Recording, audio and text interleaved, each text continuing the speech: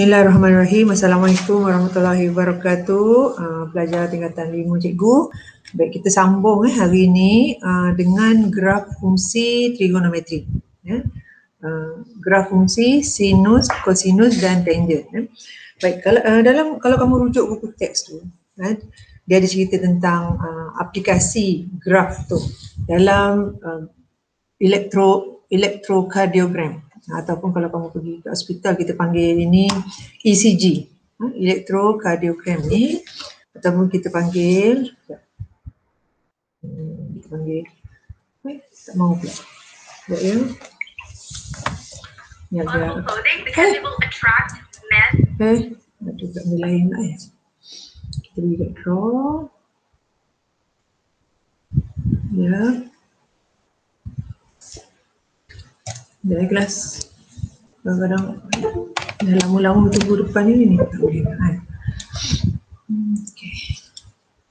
Okey ni elektrokardiogram ni ataupun kita kenali sebagai ECG. Okey. Baik.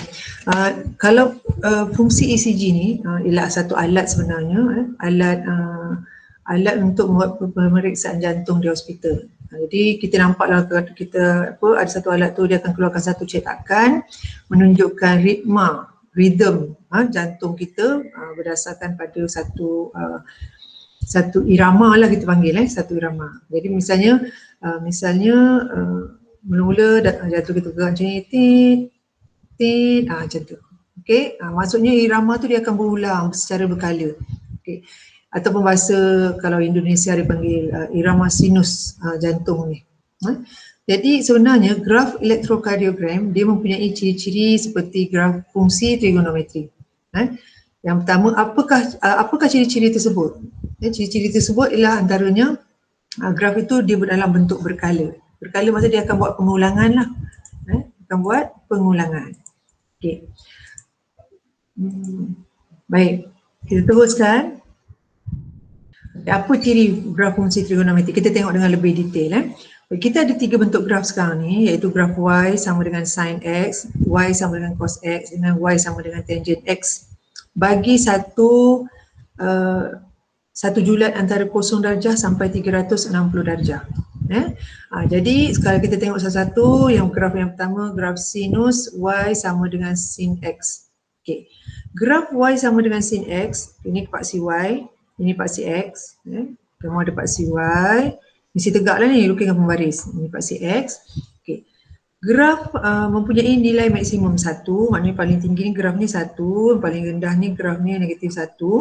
Okay, apabila X sama dengan 90 dan nilai minimum negatif 1 bila X sama dengan 270.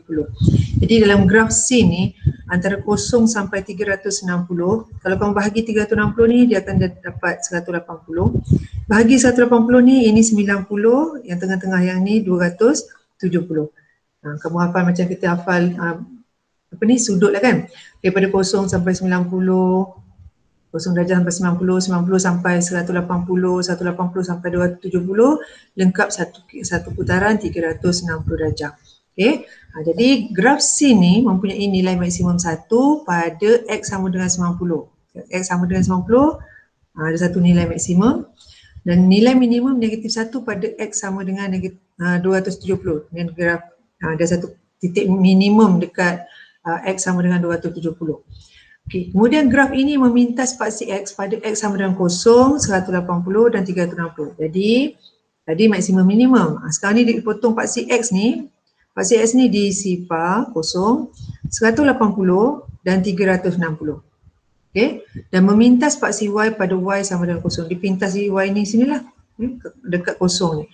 Okay. Bila kamu nak lukis lengkuk Y sama dengan Y sama dengan sin X, kamu perlu lukis macam ni.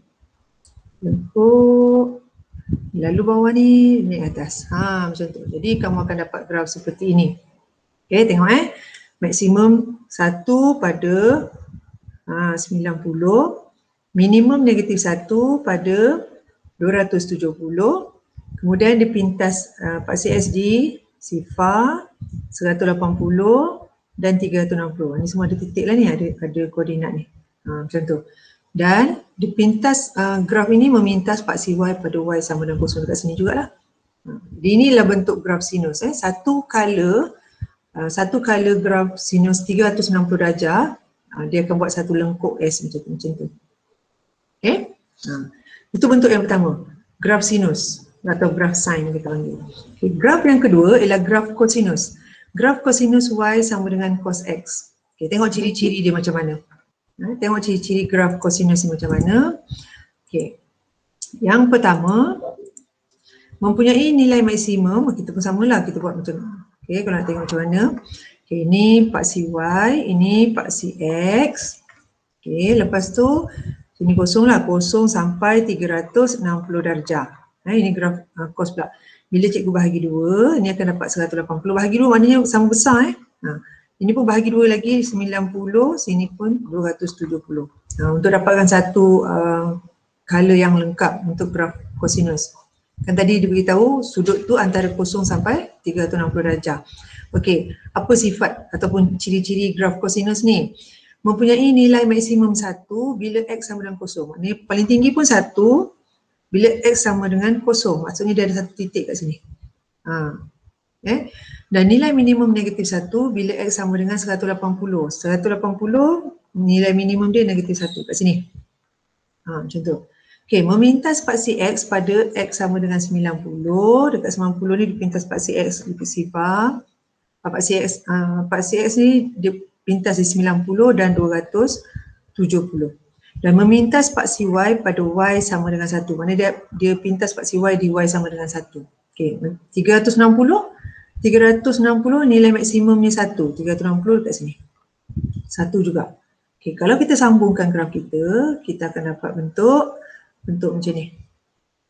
1 ni maksimum turun, okay, pintas kat kosong, lalu titik minimum, pintas kat kosong, ni atas. Dia akan dapat bentuk graf macam ni. Tengok balik, ini paksi Y, ini paksi X. Okay, berbanding dengan graf sin tadi, graf sin mula dengan sifar. Nampak tak ni? Nampak tak dia mula dengan sifar? Tapi kalau graf cos, dia mula dengan 1. 1, akhir pun 1 juga. Tadi graf sin, dia mula dengan sifar, akhir pun dengan sifar, nampak? Okay, satu color tu. Jadi yang ni graf cos mula dengan 1, maksimum 1. Lepas tu memotong paksi S di 90 dan 270 dan minimum, nilai minimum ni ialah negatif 1 di 180. 180 ni, kalau ambil pembaris, baca sini. Dia baca ni negatif 1. Okay, jadi inilah graf kosinus. Y sama dengan cos X. Okay. Graf yang ketiga. Graf yang ketiga ni special sikit. Graf tangent Y sama dengan tangent X. Baik, macam mana bentuk dia? Nilai maksimum ialah infinity ataupun tidak tertakrif. Inilah simbol infinity. Tidak tertakrif. Okay. Dan nilai minimum ialah negatif infinity. Pun tidak tertakrif juga. Okey, memintas paksi X pada X sama dengan kosong, sini, X sama dengan kosong, 180, 360. Sama juga macam kamu lukis tadi. Okey, ini paksi Y, ini paksi X. Okey, antara kosong sampai 360. Okey, kita bahagi 4, ini 180, sini 90, sini 270. Okey. Sekarang ni memintas paksi S pada X sama dengan sifar 180 dengan 360. Maksudnya dia akan memintas di sifar 180 dan 360. Okay, ada 3 tempat dia potong tu. Okay, memintas paksi Y pada Y sama dengan sifar. Samalah dekat sini tadi. Okay. Nilai tangent 90 darjah dan tangent 270 darjah tidak tertakrif. Nilai tangent 90 darjah dan tangent 270 darjah tidak tertakrif. Apa maksud tidak tertakrif? Tidak tertakrif maknanya tidak ada nilai tertentu pada 90 darjah dan 270 darjah. Cuba kamu tekan kalkulator, tangent 90 ada nilai tak? Cuba tekan kalkulator, tangent 90, dapat apa? Cuba buat kelas. Tangent 90. Math error kan? Kalau tangent 270? Cuba tekan kalkulator, tangent 270. Math error juga, betul? Okey. Baik, kalau kamu pergi peringkat yang lebih tinggi sikit lah, kalau kamu belajar matematik ni peringkat lagi tinggi, Ni untuk pengetahuan am kamu je lah, jangan kamu tak tahu. Dekat 90 ni graf tidak akan menyentuh, graf tangent ni dia tak akan sentuh. Dia akan ada satu garis cikgu lukis garis putus-putus ni. Garis putus-putus ni. Okey, dekat 90 situ. Dekat 270 pun graf ni dia tak potong. Dia takkan potong dekat 270 ni. Ni ada satu garis putus-putus cikgu lukis. Baik, garis ni kita panggil garis asimtot. Garis asimtot ni ialah garis dalam beberapa jenis graf fungsi. Okey, dalam hal ni dalam graf tangent, graf tidak akan menyentuh asimtot. Maksudnya tak ada nilai sebab tidak tertakrif. Kenapa tidak tertakrif? Sebabnya tangent satu sudut ialah sin sudut, sin theta bahagi dengan cos theta. Okey, katakanlah kita buat tangent 90 darjah. Cuba masukkan sin 90 darjah bahagi dengan cos 90 darjah. Okey, tekan kalkulator. Sin 90 berapa? Sin 90 berapa kelas?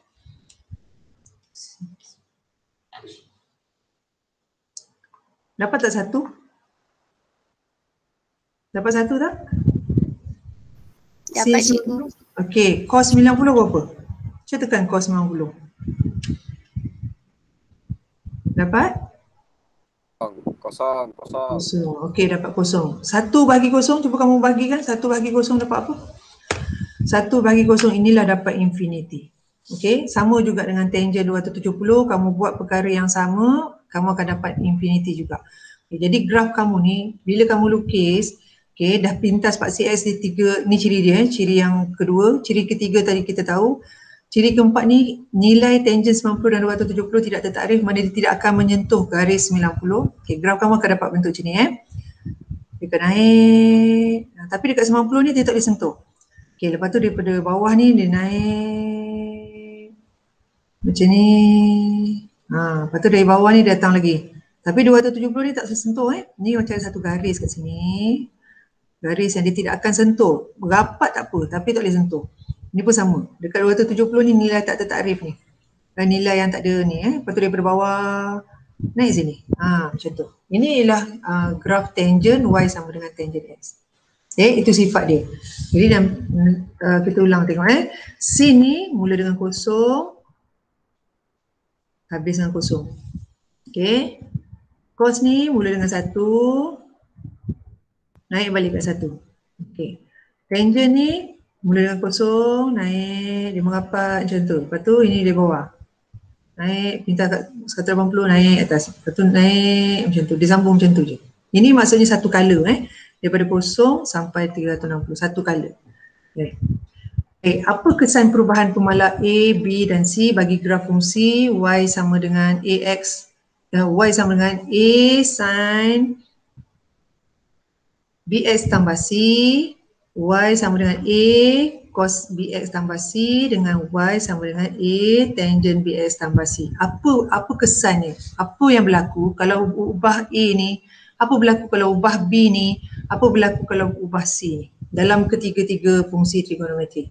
Okey, rajah di bawah ni menunjukkan ciri-ciri fungsi yang berkala, fungsi berkala iaitu ada tempoh dan amplitude. Okey, tempoh ialah selang satu kitaran lengkap.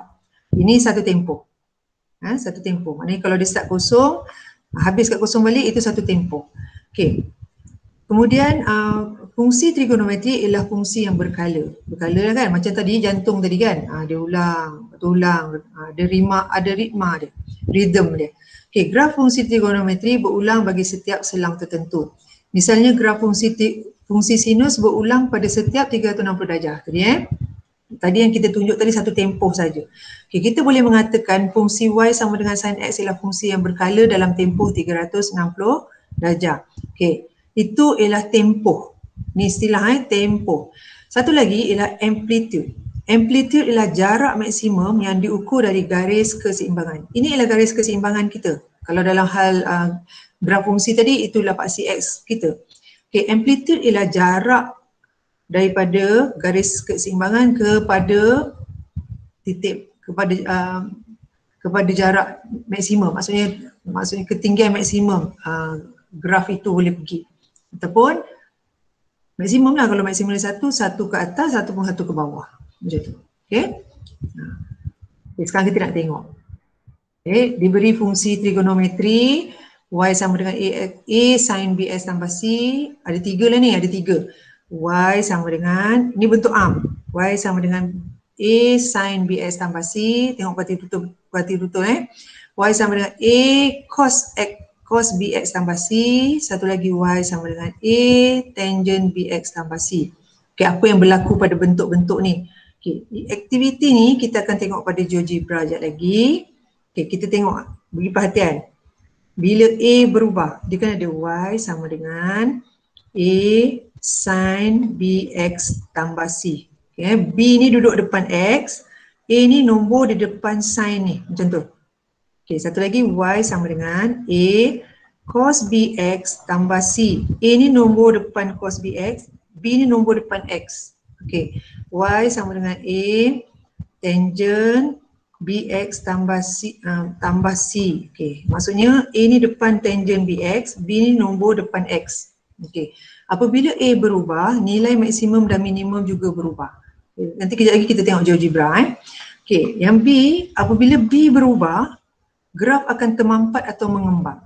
Okay, dan C, apabila C berubah, graf akan beranjak secara menegak ke atas atau ke bawah. Okey, sekarang cikgu nak tunjukkan GeoGebra ni. Kamu pun boleh nanti pergi pada aktiviti ni. Okey, nampak tak GeoGebra cikgu sekarang ni?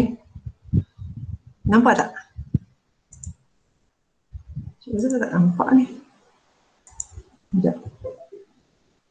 Nampak tak kelas GeoGebra cikgu sekarang? Nampak ke tak? Ke kamu tak tahu apa benda sebenarnya? Nampak apa cikgu? GeoGebra, graf. Tak nampak apa-apa pun, kosong je ni. Okey, kalau tak nampak, nanti cikgu sharekan ni. Cikgu share apa? Window ke? Tak nampak je. Sekejap. Entire screen. Cuba kita tengok cuba. Kalau cikgu tunjuk,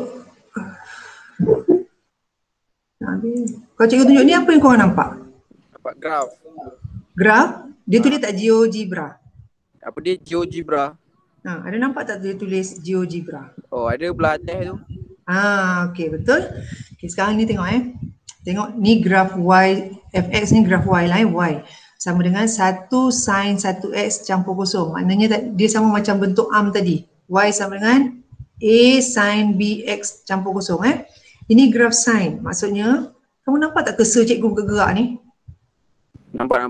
Okey, nampak tak satu color ni, kalau graf sin ini A ni satu, BX ni B ni satu, dia macam bentuk arm tadi, yang mula-mula. Okey, mula dengan kosong, nampak graf satu color ni. Sampai sini 361. Lepas tu pusing lagi sekali, sampai 720, satu color lagi. Okey, kalau cikgu ubah A, cikgu klik A ni Okey, perhatikan sekali. Kalau A ni satu, bentuk dia bentuk yang arm tadi lah, bentuk yang biasa. Kalau cikgu tambah A ni 1.1, apa berlaku? Tambah 1.2, tambah 1.3, tambah 1.4, 1.5, 1.6, 1.7, 1.8, 1.92. Okey. Apa maksudnya tu? Bila A ni bertambah, A ni akan menunjukkan apa? Tinggi ni apa? Ketinggian ni. Kita panggil apa tadi? Apa istilah kita pakai tinggi ni? Amplitude ini kita panggil amplitude. Daripada garis keseimbangan X ni sampai ke atas puncak ni kita panggil amplitude. Maknanya kalau amplitude ni, kalau cikgu ubah A tu nombor depan sin tadi kalau A tu cikgu ubah, dia akan ubah amplitude dia. Makin tinggi ke makin rendah macam tu. Okay, pergi balik dekat 2 lah. Cikgu letak 2 sini. Minta 1. Okey, ni kamu boleh nanti cikgu bagi link tu, kamu cuba-cuba. Boleh terus buka je, tak ada apa-apa software pun. Okey, B ialah nombor depan X ni. Nombor ataupun kita panggil color dia tadi lah, tempoh dia. Okey, tengok Kalau B tu cikgu tambah, ni graf sin. Okey, cuba tengok. 1.5, 1.6, 1.7, 1.8, 1.9, 2. Maksudnya apa? Maksudnya daripada 0 sampai 360 ni ada 2 color. Tadi 1 je kan? Tadi 1 je naik, turun, habis kat 360. Sekarang ni Dalam 360 tu ada dua color. 1, 2. Macam tu. Okay. Jadi nombor depan X ni akan tentukan berapa color dalam 360 tu nanti. Nombor depan sign tu, nombor depan sign A ni ialah akan tentukan amplitude tu. Amplitude kita, maksimum berapa, minimum berapa. Okay, cuba tengok kalau cikgu ubah C pula C kosong maknanya dekat sini sign ni kosong. Dia potong dia pintas di Y kosong graf ni Okay, cuba tengok. 0.1, 0.2, 0.3, 0.4, 0.5, 0.6, 0.7, 9, 1. C ni belakang ni akan tentukan dia pintas kat mana Y ni. Nampak tak sekarang ni Y ni dah pintas dekat 1. Kalau cikgu kurangkan C ni, okay, turunkan balik. Graf tu akan bergerak ikut ni lah pintasan tu. Nampak tak? Kalau negatif 1, maknanya graf ni akan pintas di negatif 1. Itu ialah graf sine. Okay, cuba kita tengok graf cosinus sebab memang benda ni. Okay, graf cos. Ini cikgu jadikan dia 1 balik. Jadikan dia 1 balik. Ini pun jadikan kosong balik. Okay, asal ni tadi, asal ni macam ni. Y sama dengan A cos BX campur C, kan? Okay, graf cos ni macam mana? Dia akan mula dengan satu color sampai 360, satu macam ni. Satu color lagi macam tu. Dalam 360, lepas tu 720 macam tu. Okey. Kalau cikgu tambah A ni, cuba tengok A ni cikgu tambah. Tengok dia berubah. A tu ialah amplitude. Nombor 2 depan ni ialah amplitude. Berapa tinggi daripada garis keseimbangan? Berapa tinggi maksimum ni? Berapa tinggi ni daripada garis keseimbangan? Berapa jarak dia? Okey, B pula. Cikgu ubah B. Kalau B cikgu ubah 1.5, 1.6, 1.7, 1.8, 1.9, 2. Okey, ni cikgu jadikan 1 balik. Okey. Maksudnya dalam 360 ni ada 2 color. Kan graf cos kan mula dengan 1. 1 color. 1 color lagi 360. Maksudnya 2 dekat depan ni ialah berapa color dalam 360 darjah. Okey, kosong belakang ni ialah pintasan pada part C. C kosong ni maksudnya sini kosong Okey, cuba tengok kalau kita ubah. Dia akan anjak. Okey, dia akan anjak. 6, 0.7, 0.8, 0.9, 1. Graf cos sebab dia mula dengan dia pintas di 1. Jadi bila dia tambah 1, dia akan anjakkan graf ni ke atas 1 unit. Macam tu. Okey, ini ialah graf cos. Kita tengok tangent pula. Tangent ni kan cikgu cakap tadi dia special sikit kan. Okay, tangent cikgu ubah balik pada 1 ni, 1. Mula bentuk arm dulu. Okey, 1 mana? Okey, ni pun kosong. Okey, kosong. Baik, ini graf tangent. Cuba perhatikan. Cikgu kata tadi, dia graf ni satu color macam mana? 0 sampai 360 dia akan naik. Pada bawah ni naik. Lepas tu sampai 360 sini satu color. Lepas tu kalau dia nak ulang balik, naik. Daripada bawah ni naik. Daripada bawah ni berhenti kat 720. Tu satu color lagi. Okay. A ni menunjukkan dia tak ada amplitude dalam graf tangent tak ada amplitude. Mana ada paling tinggi berapa. Dia amplitude dia infinity kan. Okay. 1 dekat depan X ni menunjukkan dia satu color atau berapa color lah. Okay. Kosong belakang ni dia pintas dekat kosong sini. Okay. Cuba tengok kalau kita ubah. Okay. Kalau cikgu ubah nombor depan tangent tu. Okay. 1.6, 7, 1.8, 1.9, 2. Kalau 2 maknanya dia akan kecurunan dia akan kurang lagi lah Tapi sama juga 360 ni, sama. Okay, cuba tengok B. Kalau cikgu ubah B. Maksudnya, sampai katakan cikgu buat 2 Maksudnya dekat dalam 360 ni ada 2 color. Dia akan jadi separuh, kamu kena mampatkan dia. Kan tadi dia cakap perkataan tu, mampatkan graf tu. Okay, kalau C ni cikgu tambah 1. Dia akan anjak ke 1, macam tu pintas. Pintas kat situ, 1. Okay, jadi itu antara idea dulu cikgu bagi tahu kamu macam mana bentuk graf. Kalau kita letak 3 ni macam mana bentuk dia? Oh, tak boleh. Kita tengok graf, pergi pada graf asal tadi. Letak semua kosong, 1 lah. A, 1.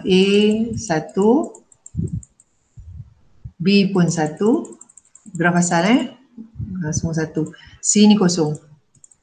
Okey, kita tengok sebentar. Ini sinus. Graf Y sama dengan sin X. Ini graf Y sama dengan cos X, nampak Ini tak sama warna biru. Satu lagi graf Y sama dengan tangent X, warna hijau tu. Dia beza. So ini 3 jenis graf yang kamu belajar hari ni. InsyaAllah esok satu masa kita sambung macam mana pula kita nak, kalau ada perubahan-perubahan ni, cuba kita nak lakar. Macam mana cara kita nak lakar pula.